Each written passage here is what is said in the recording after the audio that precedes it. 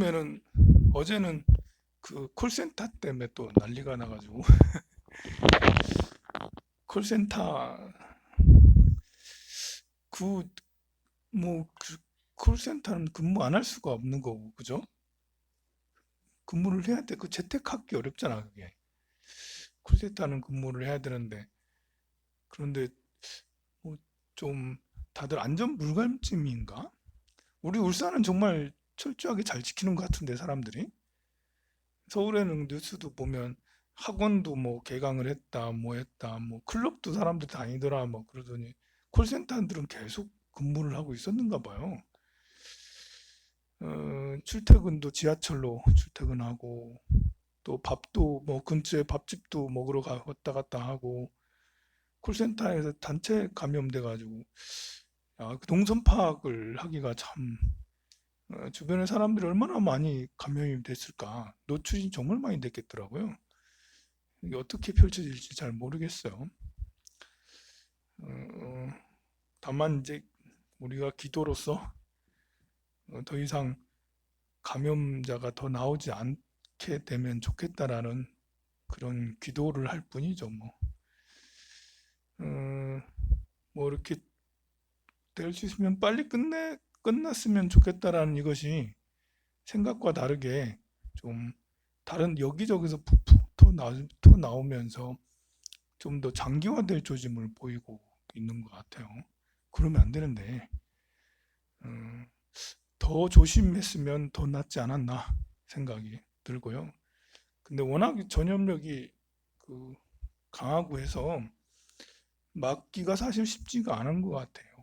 그리고 그, 음, 그 위험도도 사실 그, 그 연세가 많고 기저질환이 있는 사람들에게는 폐가 약하고 이렇게 기저질환이 있는 사람에게는 굉장히 큰 그 굉장히 큰 타격이 큰데 그 대체로 정상적인 사람들은 걸렸다가 그냥 경증으로 어쩌면 걸렸는데 걸렸는지 모르고 지나가는 사람들도 많지 않았을까 그런 생각이 들긴 해요.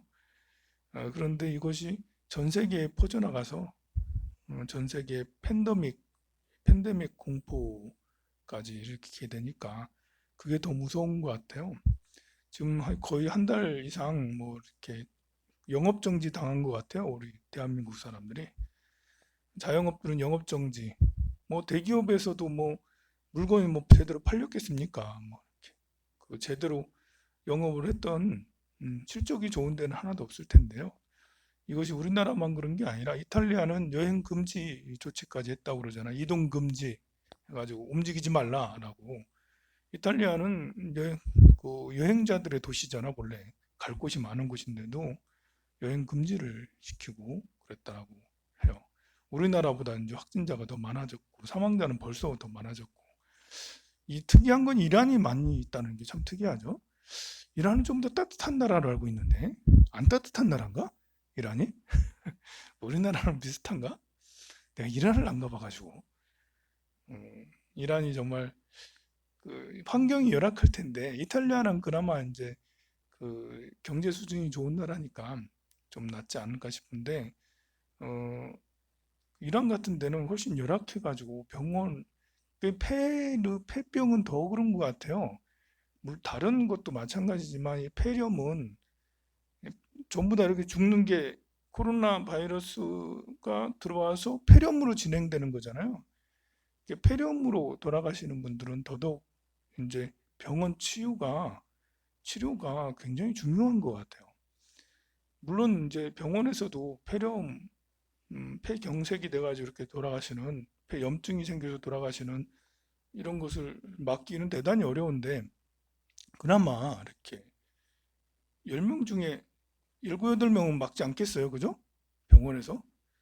근데 병원에 안 가면 10명 중에 7, 8명이 죽게 되잖아. 보면.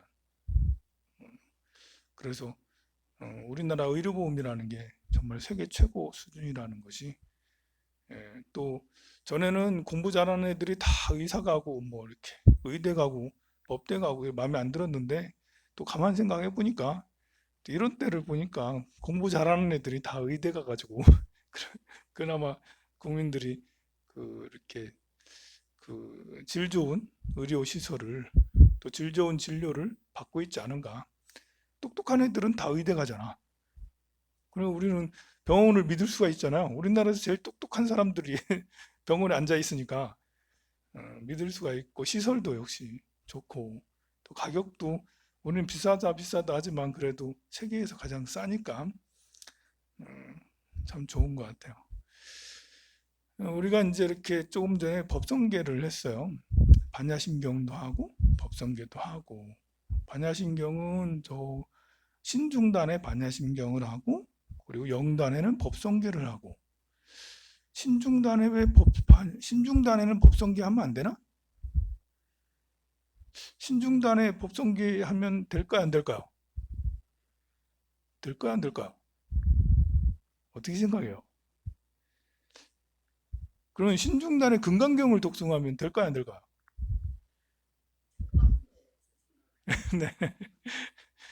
네. 신중단에 우리는 항상 반야심경을 했죠. 그런데 신중단에 금강경을 독송해도 되고요. 법성계도 독송해도 됩니다.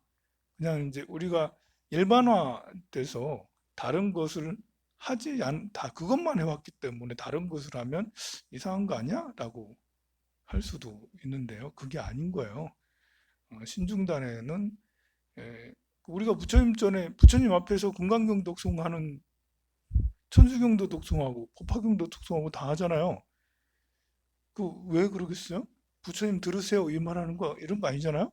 부처님 제가 금강경 독송할 때니까 부처님 들으세요 이건 아니거든요. 예. 부처님 앞에서 제가 공부하는 거죠. 이제 부처님 말씀을 새기겠습니다. 부처님 다른 데서 공부해 보니까 제대로 안 되는 것 같아요.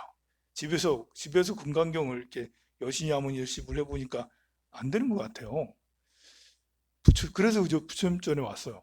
부처님 제가 금강경 독송할 때니까 저한테 좀 제대로 좀 알려주세요. 잊어버리지 않게 좀 해주세요. 이렇게. 이제.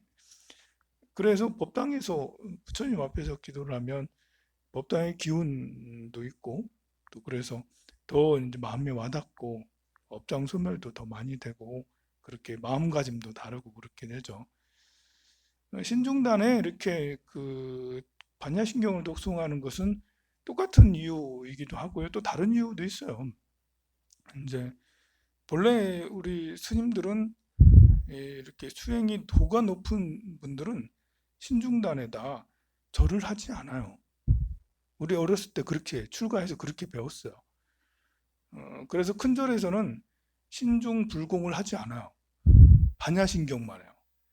신중단에다 이렇게 반배만 하지 절을 하지 않아요. 절을 지심기명리 하면서 진법계 허공계 뭐 이거 안 해요. 보면 왜 그러냐면 도가 높은 스님은 승가라고 할 수가 있는데요. 이제 도가 높은 스님은 아리아 승가인데 청정한 훌륭한 승가라고 할 수 있는데 신중보다 더 높다고 하기 때문에 그래요. 신중보다 더 높다. 이 높고 낮은 게 사실은 없는 거긴 하지만 그래도 도가 높은 스님이 신중단에 절을 하면 이 신중들이 너무 부담스러워한다 이거죠. 이제 마치 도가 높은 스님이 산신에게 절을 해. 이러면 산신이 왜 그러십니까? 왜 그러? 마치 아버지가 아들에게 절을 하는 것처럼 아버지가 아들에게 절을 하면 좀 그렇잖아. 절해도 되죠, 그죠? 아버지가 아들에게 절해도 되죠. 뭐 넙죽절. 그러나 예의상 이제 아버지가 아들에게 절하는 건 예의가 아니죠. 그런 것처럼 기본적인 이제 예절, 예범에 따르면 큰 스님이 이렇게 산신이나 용왕에게 절을 하는 것은 아니죠. 그런데 신중단도 똑같은 위치예요. 신중도 불법을 옹호하는 성중이기 때문에 큰 스님은 신중단에 절을 하지 않는다라고 우리 이렇게 배워왔어요. 그러나 또 알고 보면 또 신중은 열의 화연이라고, 신중에도 상단, 중단, 하단이 있는데 상단에 있는 그 23, 32위에 23위지. 23위에 굉장히 그렇게 큰 스승들은, 큰 그 성중들은 부처님의 화연과 같다라고 했으니까, 팔금강 사보살 이래가지고 부처님과 같다니까, 그 능히 이제 어지간히 도통하지 않고는 더 세지, 우리보다 더 위지. 절에 오면 나이가 중요한 게 아니죠. 법이 더 중요하죠. 그래서 법이 높은 사람이, 법이 낮은 사람이 법이 높은 사람을 따르는 거예요. 나이랑 관계없어요. 제가 법이 높다는 얘기는 아닌데, 외형상 제가 이렇게 승복을 입고 부처님 출가 제자니까 여러분들이 저한테 절도 하고 따르고 그러긴 하지만, 사실 이것은 형식이고, 이거 계급장 다 띄워놓고 뭐 이렇게 보면 누가 마음을 더 많이 잘 닦았냐, 누가 더 육바라밀을 잘 실천하고 행하고 육바라밀의 그 어떤 그 점수가 더 높으냐, 여기에 따라서 이제 그 사람의 등급을 나누는 건 아니지만 이렇게 그 위아래를 정하는 것이 우리 절집 문화인 거예요. 그러니까 여러분들 중에 야, 저분은 참 나이랑 관계없이, 나이가 많든 적든 저분은 정말 기도도 열심히 하고 마음도 넓게 쓰고 봉사도 잘하고, 이러면 그분을 존경하고 존중해야 하고 하는 것이죠, 절에서는. 그래 이제 신중단에 그 반야신경을 독송하는 거는 처음 말한 것처럼 부처님 앞에서 반야신경을 새기는 그런 의미도 있고요. 스님들이 하는, 이제 고승들이 하는 것은 독송해 주는 거예요. 내가 부처님 말씀을 전해줄게. 신중단 백사의 성중이요, 그래 내가 금강경 읽어줄 테니까 들어봐라. 부처님에게, 그 신중들에게 법문을 하는 거예요. 부처님이 사리자야 색부리공 공부리색 이렇게 했듯이, 아 신중들이요 색부리공 공부리색이에요 하면서 불구부정 부중불감이요 이렇게 그 경전을 설해 주는 거죠. 그러나 우리는 그게 아니죠. 그건 큰 스님이 그러는 거고, 우리는 그 앞에서 신중단 앞에서 신중들께서 우리 불법을 옹호해 온 것처럼, 아 너무 고맙습니다 하면서 불법을, 경전을, 반야신경을 새기면서 이 마음으로 세상에 나아가서 육바라밀을 실천하겠습니다. 신중님들이 불법을 옹호한 것처럼 저도 절에 다니는 불자들을 옹호하고, 또 우리 황룡사 절을 옹호하고 외호대중이 되겠습니다. 불법을 따르는 사람을 많이 만들도록 하겠습니다. 불법을 따르는 자는 내가 꼭 보호해주고 위로해주고, 우리 정말 자랑스러운 그런 같은 멤버로서 이렇게 하겠습니다라고 이렇게 하는 것이 본래 신중단에 하는 거죠. 법성계는 그럼 왜 그 영단에 이렇게 법성계를 하느냐? 법성계는 이제 화엄계라고 생각하면 돼요. 화엄경계, 화엄계. 화엄경 약 1000개가 있죠? 화엄경 약 1000개라고 생각해도 돼요. 법성계가. 화엄경 약 1000개는 용수보살이 지었어요. 용수보살의 화엄경 약 1000개, 대방광불 화엄경, 용수보살 약 1000개 이렇게 돼 있잖아요. 약 1000개라는 거는 여러 사람이 지을 수 있어요.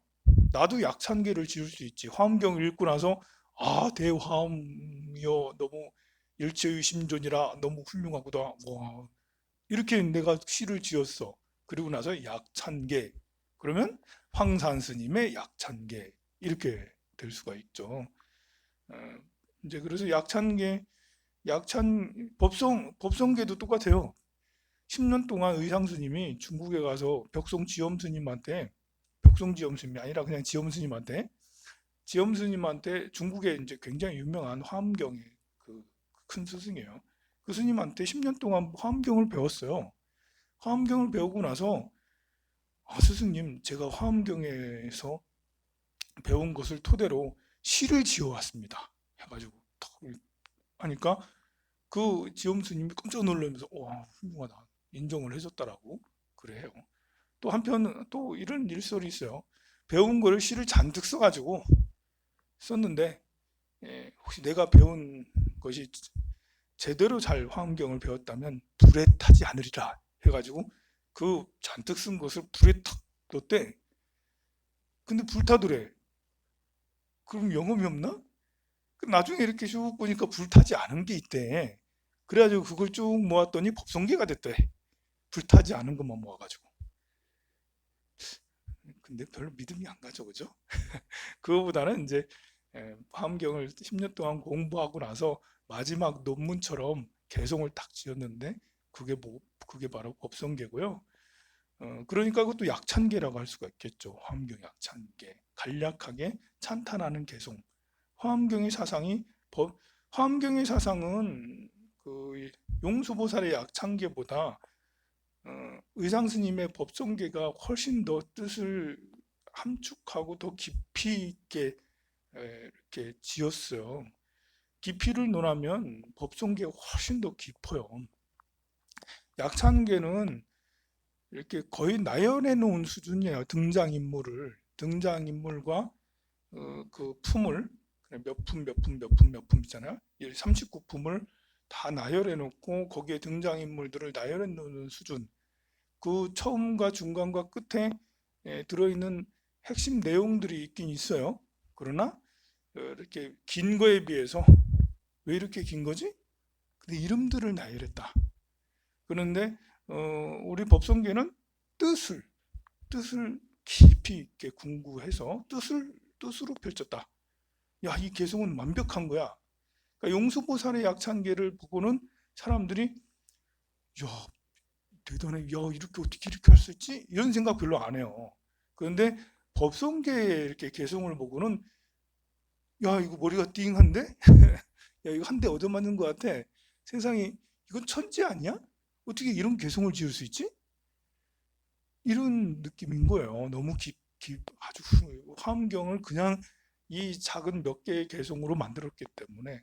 그리고 너무 신기한 게 이 법성계는 도형으로 만들면 해인도라고 나오죠. 법성도 도형으로 만들면 탁탁탁탁 해가지고 들어가서 꼭 나오는 이것이 딱 맞는 거예요. 너무나도 신기하게 7자씩 해가지고 야, 이것은 현대 과학의 이런 도형을 수학을 야, 의상 스님은 천재다. 완전히 수학 천재 아니었나?